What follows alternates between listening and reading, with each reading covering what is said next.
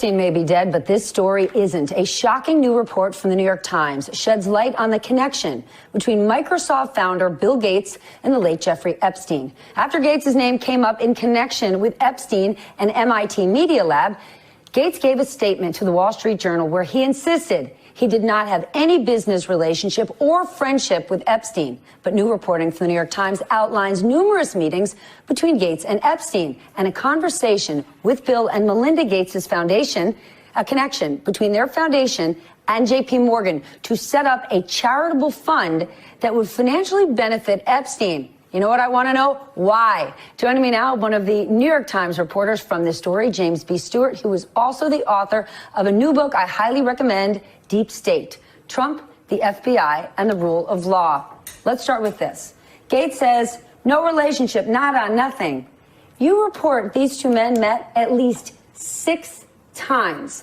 What does Gates say about that? Well, I believe that there were more, and he and his spokespeople would not say how many in total they actually met. But this included visits to the mansion, seeing each other in Seattle, flying on Epstein's plane, when we all know Bill Gates has his own $40 million plane. And then, as an investigative reporter, why would Gates say, oh, I had no relationship with him, when, of course, he knows what the facts are? So that always sets off red flags for me. He also has one of the largest, most established foundations on his own. Yes. Why would they ever set up a charitable trust benefiting Jeffrey Epstein? Well, what's the explanation? Not only does he have the world's largest charitable foundation, but one of their primary missions is to help young women in underprivileged countries. Jeffrey Epstein was preying on young women from Eastern Europe, from South Africa, luring them into his web. And it's the antithesis of what the Gates Foundation stands for. And by the way, there were Gates Foundation employees who were horrified when they realized what Jeffrey Epstein had done and was saying, we don't want to have anything to do with this, and yet the project went on. And what is the Gates explanation for this? That it was all about philanthropy, that Bill Gates just wanted to find new sources of money. But when you went and met with Jeffrey Epstein a year and a half ago, I read your piece, you knew straight out of the gate something didn't add up. It smelled foul. Bill Gates didn't notice that? One of the smartest guys in the world. I mean, he's a registered sex offender, and after I rang the doorbell, it opens, and there is a beautiful young woman standing there who I didn't think was 16, but she could have been, 19 or something, and I thought, whoa, a sex offender has a beautiful young woman opening the door. So I didn't even have to go through the door before I realized there's something really weird going on here. Writing the Future of the Constitution series, they literally talk about near future gay Gattacas, genetically engineered homosexual communities. I've understood that parting down could indeed lead to the eradication of all life on Earth, but the genie's out of the bodies have been created that have human enzymes in them. Furthermore, we are raising rice crops in the United States right now that have human genetic material in them. So that's how far that train also has left the building, and still would barely scratch the surface on the peer-reviewed medical journal reports, peer-reviewed science journal reports, line items in budgets like this year's DARPA budget, that last year's budget not only had millions of dollars for creating the blueprint to edit our soldiers' DNA, but to DARPA's own budget. We should think of our genome as not a diary that has been written upon yet. Which means that you, version 2.0, would have a very different set of experiences than the original you. Some of the genotype. And if you remember your basic biology from school, genotype, that's what you inherit from your parents, right? That's your genetic blueprint. That's why you were born a human and not a dog, because of your genotype. But phenotype, that's how it is expressed externally. It's how you walk. It's how you talk. It's why you're bipedal. It's your characteristics. It's your instincts. And the Jasons are saying to the Department of Defense, in mutual defense of one another. What might the scenario be that would suddenly cause all of us to have to rush together to try to protect ourselves from some unprecedented threat? And so they talk about the possibility of suddenly we detect an asteroid, and an asteroid is headed towards the Earth. It's going to be here in 1 year. All of a sudden we need everybody on Earth to come together to try to come up with some kind of a defense. They talk about the collapse of the global economy when the top intelligence agencies of the U.S. got together with the top intelligence agencies Disease of Europe and said what within the next 12 years could pose an existential threat to all life on Earth. Among them, they included the emergence of a new form of mankind. The thing about Cryon is it picks up where today's medicine leaves off. It's not some science fiction dream. It's based on evidence-based science. It works. We brought back C. elegans, and that is a fact. We are explorers as a species, as Homo sapiens sapiens, and we have the ability now, through the use of ethical technology and evidence-based science, to carve what I consider a more apt, a more intelligent, a more ethical, a more humane society, and that's the whole reason behind transhumanism. All of the ancient records, both biblical and extra-biblical, tell us that they tinkered with the genetics of humanity. They did exactly what we are doing in laboratories all around the world now. They crossed over the species barrier, and ladies and gentlemen, it didn't end very well. There's something really there. Maybe if we gave older people young blood, we could help stave off diseases like Alzheimer's. But maybe we don't have to get old. Maybe there's a way to stop or reverse aging. And maybe that way is to inject our bodies with baby blood. Wait, what? Now this one sounds like something out of the movies, but young blood could be the key to reversing aging. The shocking discovery just made by researchers who studied mice. As CBS 2's John Champion reports, the findings could someday treat several ailments in humans. It must be tonight. The gods are beautiful. It looks like Dracula had it right all along. Scientists just made a shocking discovery. Young blood could be the new fountain of youth. This is quite an exciting story today. Some are calling it vampire therapy. Others see it potentially as the fountain of youth. New studies finding that young blood can improve and in some cases reverse the aging process in mice. Now the question is, could it do the same thing in humans? Have apparently found a way to reverse the effects of aging, at least in mice. 3 studies show older mice can be rejuvenated when infused with the blood of younger mice. It revives stem cells and muscles and increases endurance and memory. Researchers now want to eventually run that experiment on people. They say it could one day help treat Alzheimer's, heart disease, and other ailments.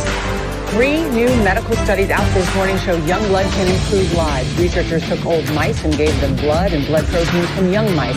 They found the old mice showed improved muscle and brain function. Scientists hope these mouse studies will lead to anti-aging treatment for humans.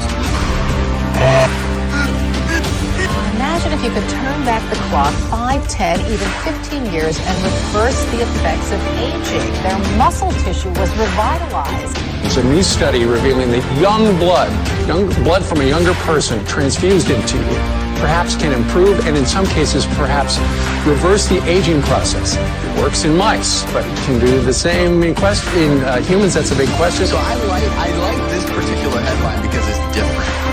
And it's not as crazy as other things I've heard. What I don't like is when you hear about some exotic fruit somewhere and a small seed in that fruit. You know, if you just take that seed.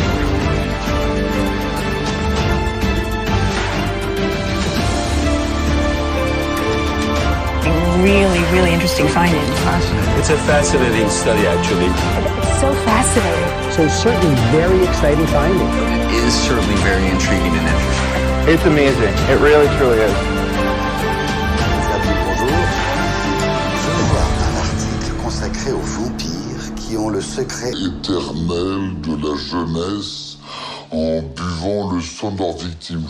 Oui. Eh bien, effectivement, les vampires, s'ils existent, n'en avaient pas une idée complètement stupide à aller sucer le sang des vivants pour repousser la mort. Cette idée-là, elle trouve un écho étonnant dans les recherches des 10 dernières années. Étonnant.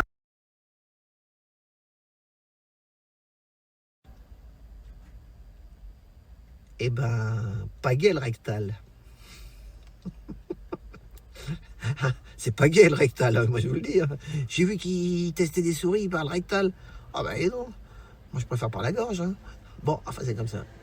Bon, j'ai 2-3 petits trucs à dire. Ça peut être un peu plus long que d'habitude, oh pas beaucoup, mais bon, d'habitude c'est 3 minutes, ça 3 minutes, 2 minutes, ça va faire peut-être 5. Voilà, bon, bonjour mes amis, bonsoir. Donc, on commence par quoi? Voilà, je voulais parler de professeur Lasouris. J'ai vu une vidéo sur internet, un professeur Lasouris. Et qu'est-ce qu'il fait? Il a plein de petites copines à moi et des petits copains. Il les a enfermés dans des petites cages. Et puis vas-y, ils sont là partout. Et puis de temps en temps, il en tire une par la queue. Il la reprend, il la remet dedans, tatata. Et il a dit qu'il faisait des expériences. Et les expériences, vous savez ce que c'était? Il prend des petites souris qui sont nées, toutes des petites souris, quoi. Elles sont nées il n'y a pas longtemps. Des petites souris d'un jour, comme dirait l'autre. Et il leur faisait des picouzes. Et il leur faisait des prises de sang. Et après, il allait voir des vieilles souris, mais des vieilles, hein, que bon, elles ont fait leur temps, laisser la place aux petites jeunes souris, les sourissettes, elles vont courir dans tous les sens. Et il faisait les transfusions. Il prenait le sang de la petite souris et il leur mettait dans la vieille souris.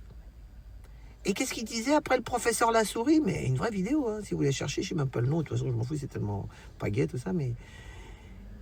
Et il disait, vous voyez maintenant, la vieille souris, elle court plus vite que la jeune. C'est grave ça. Et alors, les petites souris, si on les vide de leur sang, comment ils vont faire? Mais bon, ça existe. Et ils ont dit que c'était une recherche et qu'ils avaient trouvé ça, qu'en prenant le sang des petites souris toutes jeunes, en l'injectant chez les vieilles, elles repartaient comme en 40. Bon, ben moi je suis pas pour ça. Hein. Bon, enfin je sais pas qu'est-ce que vous en pensez, mais enfin voilà. Donc c'est les souris de laboratoire, ils appellent ça. Bon. Voilà, donc j'ai dit ce que j'avais à dire. Donc je vais vous faire un petit... Ça se chante, mais moi je préfère je vais vous dire les paroles. Voilà, on y va. Voilà. Et puis oui, c'est pareil. Moi des fois je dis des choses tristes, mais j'ai toujours le sourire. Mais il vaut mieux avoir le sourire. Même quand j'étais petit, les flics des fois ils m'arrêtaient. Ils me disent, pourquoi tu rigoles tout le temps toi? Je sais pas, c'est ma nature. Oui, mais tu dois pas rire. Ben, je dis, pourquoi, puisque je ris? Il voulait pas que je rie quand il me faisait un contrôle de papier. Mais moi, c'est pas de ma faute. Même si je dis quelque chose de triste, je vais avoir le sourire. Sinon, je vais pas me mettre à pleurer. Donc, mais c'est pas pour ça que j'en pense que ça me fait mal au fond de moi. Mais j'ai un visage qui fait le sourire. C'est comme ça. Enfin, voilà. Donc, on y va. Souris puisque c'est grave. Ah! Souris puisque c'est grave. Seules les plaisanteries doivent se faire dans le plus grand sérieux. Souris puisque c'est grave, si les dieux te déçoivent, offre-leur un visage radieux. Puisque c'est si grave, souris un peu. Le monde, chère Miss Blue, n'est pas tout rose. Il y a du rouge partout, et pour cause. C'est pas du ketchup le soir aux news. Sur ce vieux pick-up, beaucoup de blues. Souris puisque c'est grave. Seules les plaisanteries doivent se faire dans le plus grand sérieux. Souris puisque c'est grave. Si les dieux te déçoivent, offre-leur un visage radieux. Puisque c'est si grave, souris un peu. Et ben voilà, la souris elle est finie. Et ben je vous remercie. Et puis on lâche rien et on gâche la pépèche. Et puis on est avec tous et toutes. Et ben merci beaucoup.